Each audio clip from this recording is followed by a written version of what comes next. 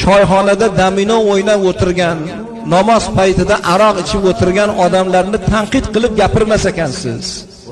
Bizani bo'ynimizga osilmasin deb aytishyapti. Bo'lmasam xafa qilishar ekan. Men jumada minbardan turib ma'ruza qilib aytayapman, Alloh shohid. Qo'rqib shu paytgacha ma'ruza qilgan emasman. Hech kimni bo'yniga osilayotganimiz yo'q. Ey birodar, eshitgan. Qiyomatda sen bo'ynimga osilmagin.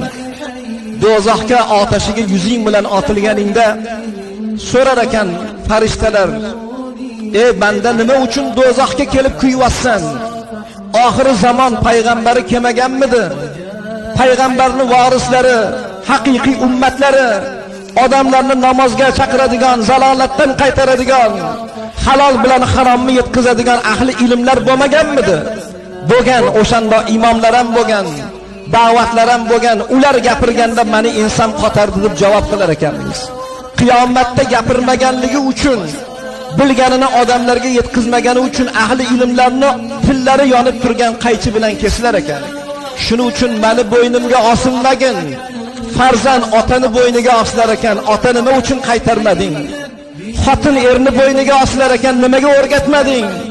Orqamizda turgan qavm, jamoat imomlarni bo'yniga osilar ekan, imomlarni qiyomatda mas'uliyati og'ir bo'lar ekan.